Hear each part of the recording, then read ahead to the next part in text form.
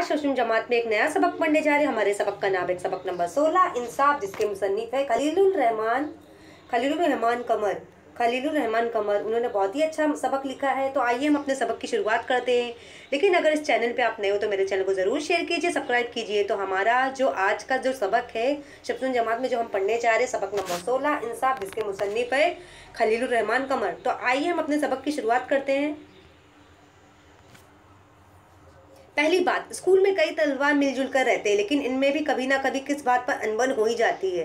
तब सब इसी सुलझाने के लिए किसी के पास जाते हैं, अपने उस्ताद के पास। अगर यही झगड़ा स्कूल से बाहर दो लोगों में हो जाए तो इंसाफ के लिए वो कहा जाएगा अदालत में। जैसे बच्चों, अक्सर हम स्कूल में रहते हैं तो हमारे दोस्तों में खेलते समय या पढ़ाई के समय हमारी नोक-झोंक झगड़े हो जाते हैं, तो हम अपने उस्ताद के पास अपनी शिकायत के लिए जाते हैं या किसी ऐसे बड़े के पास जाते हैं जो हमें सही इंसाफ दिला सके। ऐसे आपके घरों में भी अपने भाइयों बहनों या आपके पड़ोसियों के दोस्तों के साथ जो कोई झगड़ा होता हो तो देखो, आप अपनी शिकायत के लिए, इंसाफ के लिए आप अपने अम्मी अब्बू के पास, किसी बड़े के पास जाते हैं जहाँ पे हमारा सही इंसाफ हो सके। तो आज हम इंसाफ के बारे में पढ़ने जा रहे हैं कि हमें सही इंसाफ मिलना चाहिए। पुराने ज़माने में भी लड़ाई झगड़े की नौबत आ जाती, तब लोग बादशाह के पास जाया करते थे। बादशाह के दरबार को एक ऐसी अदालत की हैसियत हासिल थी जहां फरियादों को पुकार सुनी जाती थी।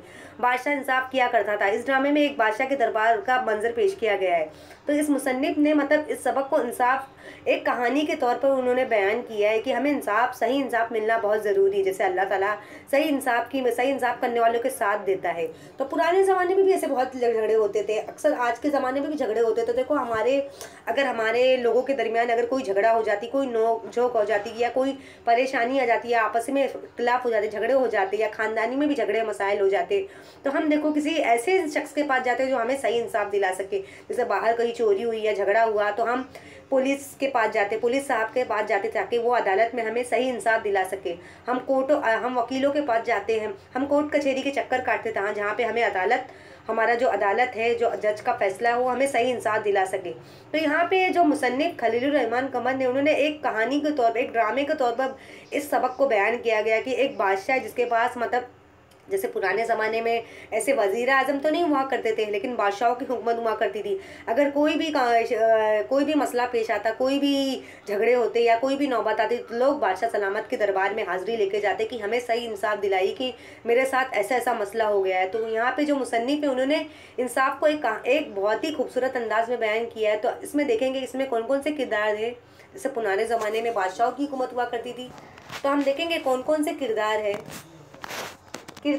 बादशाह, वजीर आजम, जैसे हमारे जो आज के हिंदुस्तान मुल्क के सदर आजम माजी हाल में कौन से चल रहे हैं, प्राइम मिनिस्टर, हमारे कौन से प्राइम मिनिस्टर नरेंद्र मोदी साहब चल रहे हैं। फरियादी करीमुद्दीन, मुजरिम अमीर अली। तो फरियाद कौन कर रहा है? करीमुद्दीन। मुजरिम कौन है? अमीर अली। गवाह कौन है? अकबर अली।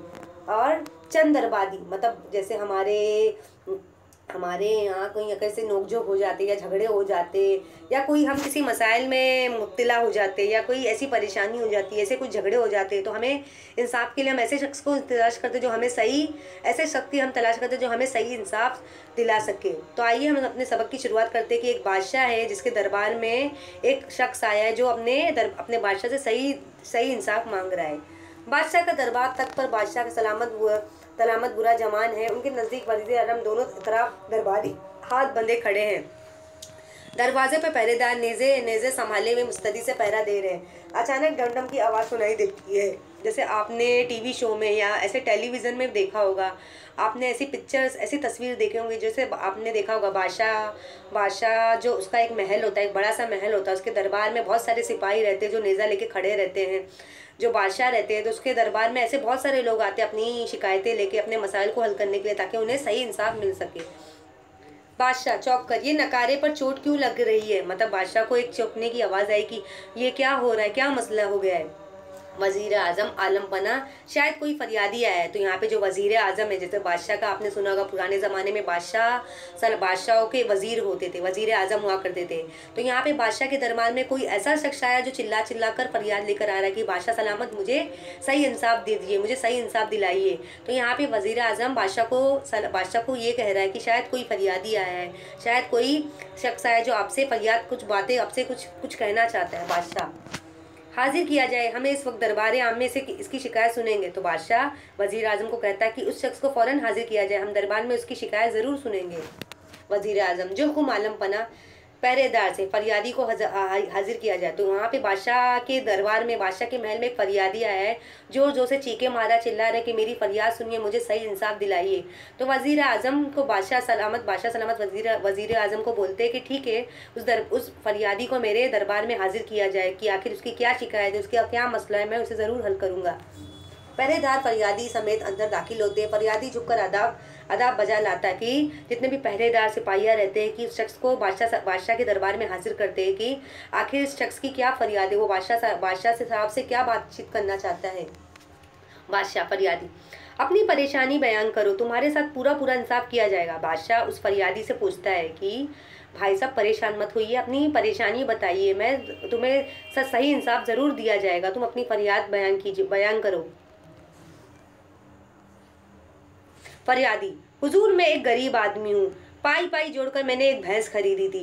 मेरे पड़ोस में एक अमीर आदमी रहता है, इसके पास तो कई भैंसें, कल उसने मेरी भैंसें चुरा ली और मेरे घर में एक मरेल सी भैंस बांध दी।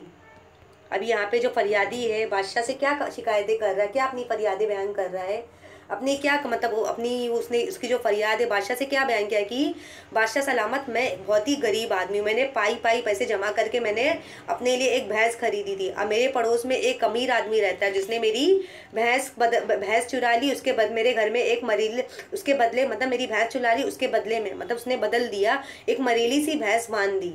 ये तो बहुत ही बुरी बात है। बादशाह क्या तुमने इससे शिकायत की थी? अब बादशाह उस फरियादी से पूछता है क्या तुमने उससे शिकायत की थी कि मेरी भैंस जो है बदल गई है?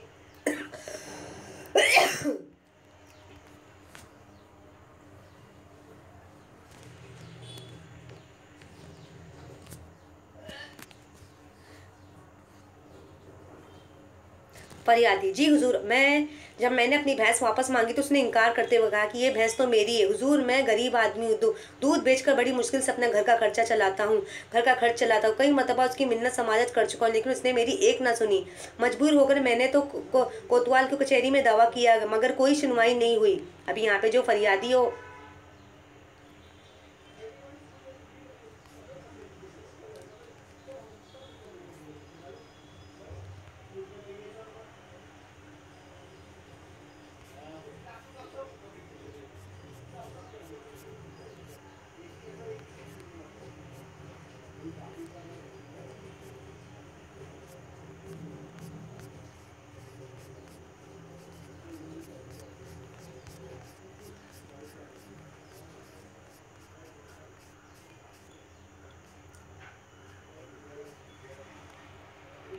अभी यहाँ पे फरियादी जो शख्स है उसने बादशाह से शिकायत लगाई कि मेरे साथ ऐसा हादसा हो गया कि मैं बहुत गरीब आदमी, मैंने एक पाई जोड़ के पैसा जमा करके मैंने भैंस खरीदी ताकि इस भैंस का दूध बेच के मैं इस भैंस को मैंने लाया था ताकि इस भैंस का दूध बेच के मैं अपने घर का खर्च चलाता हूँ। लेकिन मेरे जो पड़ोसी है जो आदमी बहुत अमीर, उसके पास कई भैंसें, उसने मेरी भैंस को बदल डाला, अब मेरा घर का खर्च कैसा चलेगा? मैंने उससे दोबारा बात की लेकिन वो मेरी बात को मानने को तैयार ही नहीं है। वो कहता है कि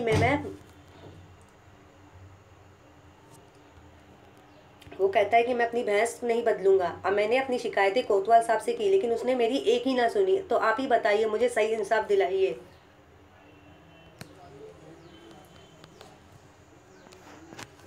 चारों चार यहाँ आना, खुदा के लिए मेरी भैंस मुझे दिलवाई वरना मैं भूखे मर जाऊंगा। यहाँ पे वो फरियादी है बादशाह सलामत से बहुत ही दरख्वास्त कर रहा है कि खुदा ना मेरी भैंस मुझे वापस दिलवा दे वरना मैं भूखे मर जाऊंगा, मेरा घर खर्च कैसे चलेगा?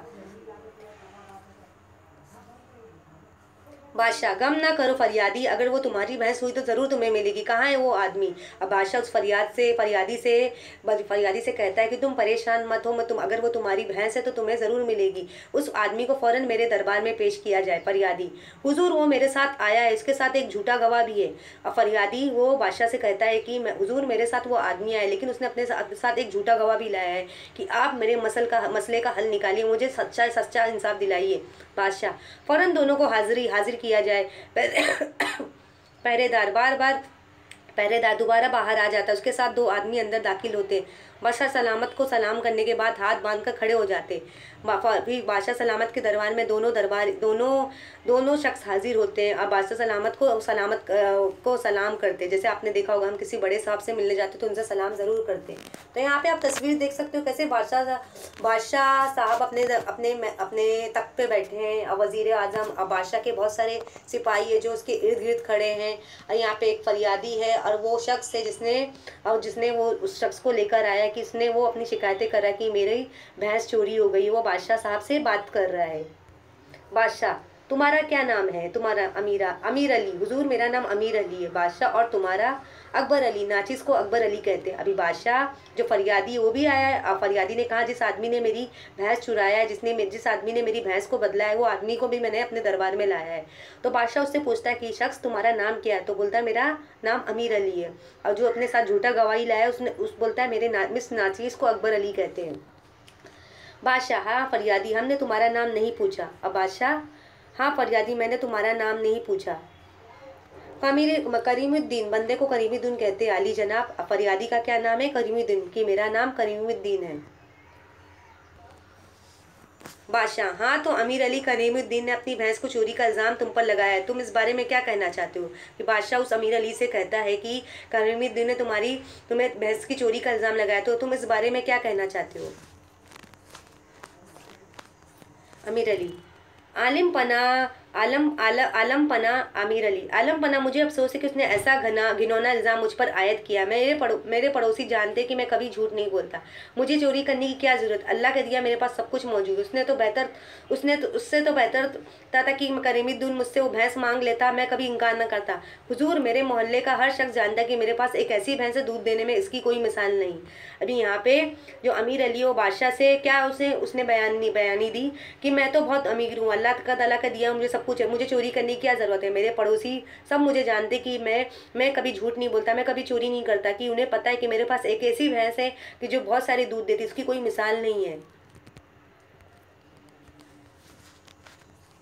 करीमुद्दीन, हुजूर ये सरासर झूठ बोल रहा है। ऐसी भैंस तो मेरे पास थी जो अमीर अली को भैंसों से ज़्यादा दूध देती थी। ये मुझसे इसे छीनना चाहता था। आखिर मेरी भैंस चुरा कर उसने अपने थान पर बांध ली। अभी करीमुद्दीन जो है, जो फरियादी है, वो बादशाह से क्या कह रहा है? बादशाह से क्या दरख्वास्त किया कि ये सरासर झूठ बोल रहा है। अगर ऐसी भैंस मेरे पास थी जो बहुत ज़्यादा दूध देती थी, जिससे मेरा घर का खर्च चलता था, लेकिन उसने मुझसे छीन लिया और उसने अपने थान पे बांध ली, ये ज़्यादातर बेईमानी है, बुरी बात है। बादशाह, करीमुद्दीन, ये बताओ जब तुम्हारी भैंसें चोरी हुई थी उस वक्त तुम कहाँ थे? बादशाह करीमुद्दीन से सवाल करता है कि जब तुम्हारी भैंसें चोरी हुई थी तो उस वक्त तुम कहाँ थे? करीमुद्दीन क्या फरियादी जो है वो बादशाह सलामत से कहता है, ये जवाब देता है, हुजूर ये रात का वाक़या है। मैं दिन भर का थका सो रहा था। आज सुबह जब भैंस को चारा डालने के लिए बाड़े में गया तो उसे गायब पाया। अरे करीमुद्दीन जो फरियादी हो बादशाह सलामत को क्या जवाब देता है कि ये वाक़या जो रात को हुआ है। मैं दिन भर थका मारा सो रहा था। सुबह को जब मैं भैंस को चारा डालने के लिए गया तो मेरी भैंस गायब थी। बादशाह, तुम्हारे पास इसका कोई सबूत है वो भैंस वाकई तुम्हारी है? अब बादशाह उस फरियादी करीमुद्दीन से कहता है, क्या तुम्हारे पास कोई सबूत है? क्या हमें कैसा पता चलेगा कि वो भैंस तुम्हारी थी? अभी करीमुद्दीन जो फरियादी है वो बादशाह साहब को क्या जवाब देता है? नहीं हुजूर, मेरे पास इसका कोई सबूत नहीं, मैं गरीब आदमी हूँ, कोई मेरा साथ देने के लिए तैयार नहीं है। अभी करीमुद्दीन जो फरियादी है वो बादशाह से कहता है कि मेरे पास कोई सबूत नहीं है, मैं तो गरीब आदमी हूँ, मेरे इस काम में मेरी कोई मदद देने के लिए तैयार नहीं, कोई मेरा साथ नहीं दे रहा। बादशाह, हो ना हो तो अकबर अली, तुम करीमुद्दीन के बारे में क्या कहना चाहते हो? कि बादशाह, होना वो अकबर अली जो उसने भैंस जो चोरी की थी, तुम करीमुद्दीन के बारे में क्या कहना चाहते हो? अकबर अली, हुजूर आलम, मैं उनका पड़ोसी हूँ, मैं अच्छी तरह जानता हूँ कि आंगन में बंधी हुई भैंस उन्हीं की है। ये कैसे हो सकता है कि एक अमीर आदमी की भैंस कम दूध दे, एक गरीब आदमी की जिसके पास चार के पैसे से मुश्किल से जमा होते हैं, उसकी भैंस ज़्यादा दूध देती है। मनगढ़ंत कहानियाँ बनाकर दूसरों का हक छीनना करीमुद्दीन की पुरानी आदत है। अभी यहाँ पे जो अकबर अली है उसने बादशाह से क्या कहा कि मैं एक अमीर आदमी हूँ, कि ये कैसा पता चलेगा कि अमीर आदमी की भैंस कम दूध देती, गरीब आदमी की दूध ज़्यादा देती? ये मनगढ़ंत कहानियाँ जो करीमुद्दीन की आदत है। बादशाह, तुम्हें कैसे पता चले कमीरुद्दीन मनगढ़ंत कहानियां बनाकर दूसरों का हक छीनता है?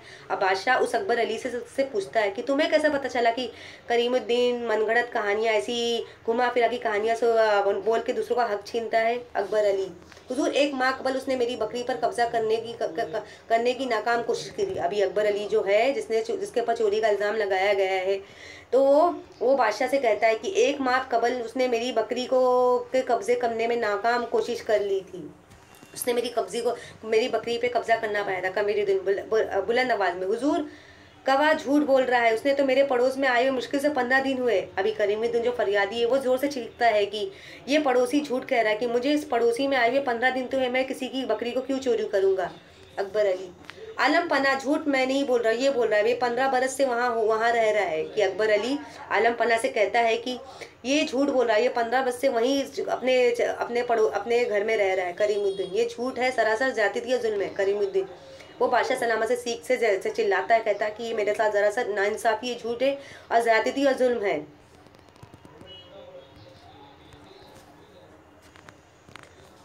बादशाह, कुछ सोचते हुए मामला काफी पेचीदा हुआ, उसका हल ढूंढने के लिए हमें कुछ वक्त दरकार है। वजीर आजम, उस मुकदमे के बारे में आपकी क्या राय है? अब बादशाह बड़े सोच में पड़ गए। उन्होंने सोचा कि हमें इस मसाइल का हल निकालना जरूरी है। उसने बोला कि हमें कुछ वक्त चाहिए ताकि इस हम मसले का हल निकाल सके। वजीर आजम, हुजूर, दोनों की बात सुनकर मुझे करीमुद्दीन पर शोभा हो रहा है। वजीर आजम, दोनों की बातें सुनकर मुझे करीमुद्दीन पर शक हो रहा है। पाशा, हैरत, वो कैसे? वजीर आजम, जैसा कि करीमुद्दीन ने कहा, उसका साथ देने वाला कोई तैयार नहीं। मेरे शोभे की बुनियाद है कि उससे पूछा जाए कि ऐसा क्यों। अभी यहाँ पे जो वजीर आजम है,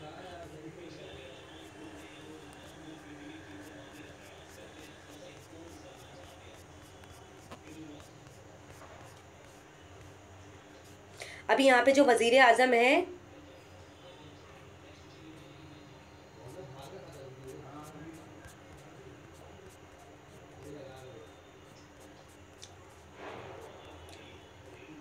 अब यहाँ पे जो वजीर आजम है वो बादशाह को सलाह देते हैं कि मुझे करीमुद्दीन पे शक आ रहा है कि इसका आखिर वो क्यों अपने आप को ऐसा बना रहा है कि इसको इसके काम में कोई साथ नहीं दे रहा, उसकी कोई मदद नहीं दे रहा। हैरत की बात है वजीर आजम, जैसा कि करीमुद्दीन ने कहा, उसका साथ देने के लिए कोई तैयार नहीं। मेरे शोबे की बुनियाद पर उससे पूछा जाए कि ऐसा क्यों, मतलब उसके साथ जो हादसा पेश आया कि इसको इसके काम में कोई मदद क्यों नहीं कर रहा, कौन उसका कोई शख्स जो उसका साथ क्यों नहीं दे रहा? कमीरुद्दीन, हुजूर, मैं एक गरीब आदमी, इसलिए कि मेरा कोई साथ नहीं देने के तैयार है। गाँव में अक्सर लोग अमीर आला के कर्जदार भी है, वो अमीर आदमी है, सबके इसके खिलाफ गवाही देने से कतराते हैं। अभी यहाँ पे करीमुद्दीन जो फरियादी हो वो बादशाह से कहता है कि मैं गरीब आदमी, इसलिए मेरी मदद करने के लिए कोई तैयार नहीं है। और अक्सर लोग अमीर को ज़्यादा सपोर्ट करते, ज़्यादा उनकी मदद करते, ज़्यादा उनका साथ देते।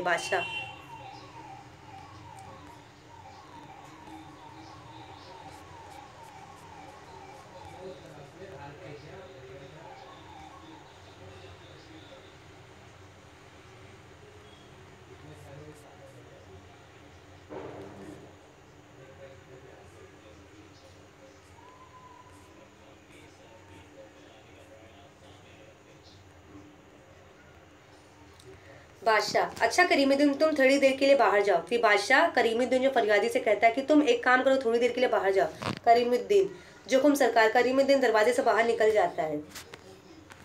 बादशाह, अमीर अली, तुम कहते हो कि तुमने वो भैंस साल भर पहले खरीदी है, तुमने कितने में खरीदा था उसे? अमीर अली, 10,000 रुपये में। आलम पना, मैंने 10,000 में। अभी यहाँ पे जो बादशाह है वो जो करीमुद्दीन फरियादी को अपने दरबार से बोलते कि तुम थोड़ी देर के लिए यहाँ से बाहर चले जाओ। वो अमीर अली से बात करते हैं, वो बादशाह अमीर अली से बात करते, बोलते तुमने ये भैंस कितने साल पहले खरीदी या कितने दाम में खरीदी?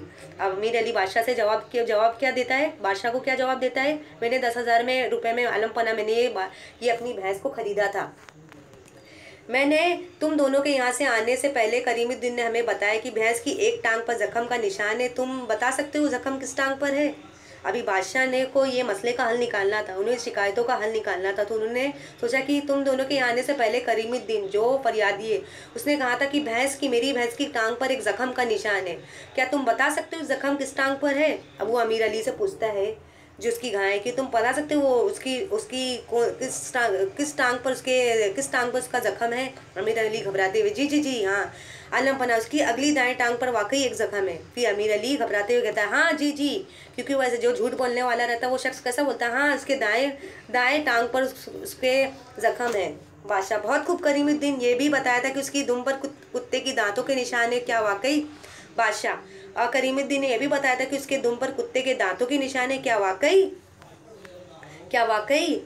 जी जी हाँ हुजूर, एक दफ़ा मेरे पालतू कुत्ते ने उसे काट लिया था। फिर अमीर अली बादशाह से ये जब बादशाह को ये जवाब देता, हाँ एक दफ़ा मेरे एक बार मेरे पालतू पालतू पालतू कुत्ते ने मेरी मेरे मेरे मेरी भैंस की दुम पर काट दिया था, मेरी भैंस की दुम को काट दिया था। बादशाह, बुलंद आवाज़ से, फरियादी करीमुद्दीन को हाजिर किया जाए। अभी बादशाह फरीद का जो करीमुद्दीन को थोड़ी देर के लिए बाहर भेजा था, उसने बोला कि मेरे दरबार में उसे हाजिरी दिया जाए, उसको मेरे दरबार में हाजिर किया जाए। पहरेदार, करीमुद्दीन हाजिर हो करीमुद्दीन दाखिल अंदर होता है। बादशाह, करीमुद्दीन, क्या भैंस की टांग पर कोई जख्म है? करीमुद्दीन से पूछता है। करीमुद्दीन, जी नहीं आलम पना, उसकी बड़ी हिफाजत करता हूँ। बादशाह, क्या उसकी दुम पर कुत्ते के दांतों के निशान भी हैं? जी नहीं हुजूर, कोई निशान नहीं। करीमुद्दीन उसे जवाब देता है, नहीं नहीं आलम पना, उसकी दुम पर कोई कुत्ते के निशान है, ना ही मेरी भैंस की टांग पर कोई जख्म है। बादशाह खुश होकर, आखिर हमने मुजरिम को पा लिया। अकबर अली अमीर अली डर जाते हैं। अमीर अली, तुम्हारा झूठ खुल गया है। अमीर अली अकबर अली सर झुकाते हुए खामोश खड़े रह जाते। बादशाह, अकबर अली से कहता कि तुम्हारा झूठ खुल गया है, कि तुमने गलत काम किया। तुम्हें किसी गरीब शख्स को परेशान नहीं करना चाहिए, किसी गरीब शख्स की भैंस नहीं चोरी करनी चाहिए, तुमने बहुत ही गलत किया।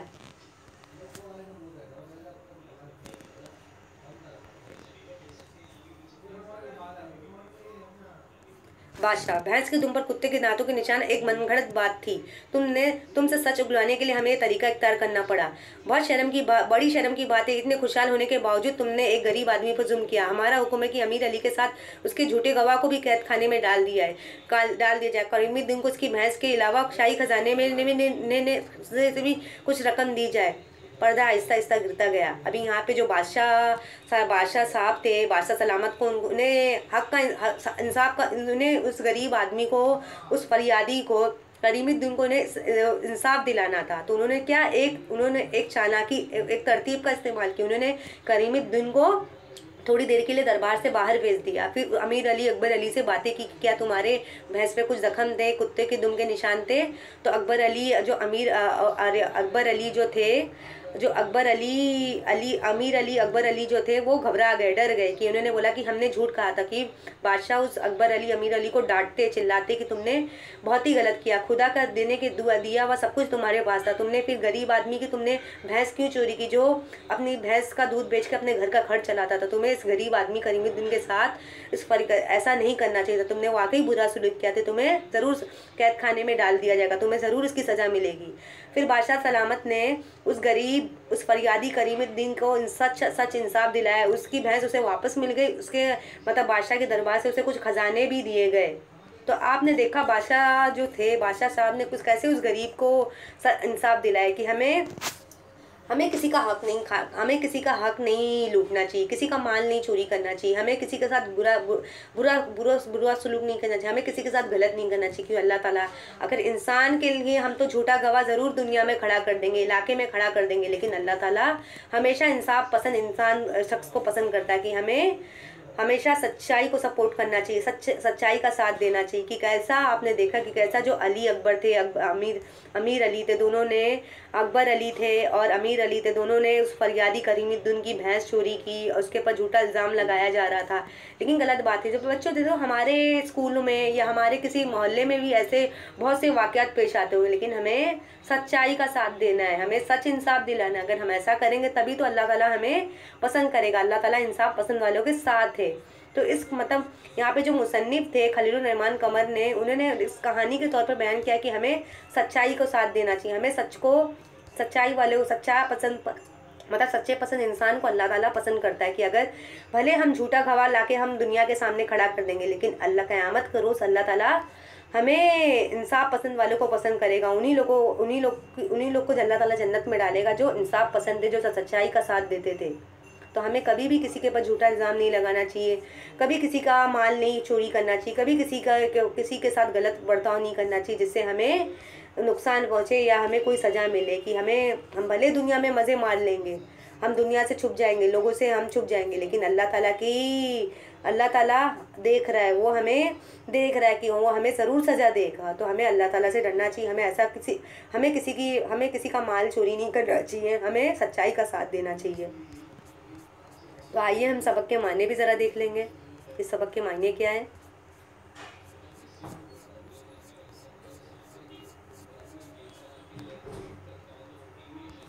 मानी इशारत, बुरा जुबान होना, बैठना, मतलब किसी पर बैठना, मुस्तदी से चुपते रह जाना, आलम बना, मुराद बादशाह, फरियादी फरियाद करने वाला, मिन्नत समाजत करना, खुशामद करना,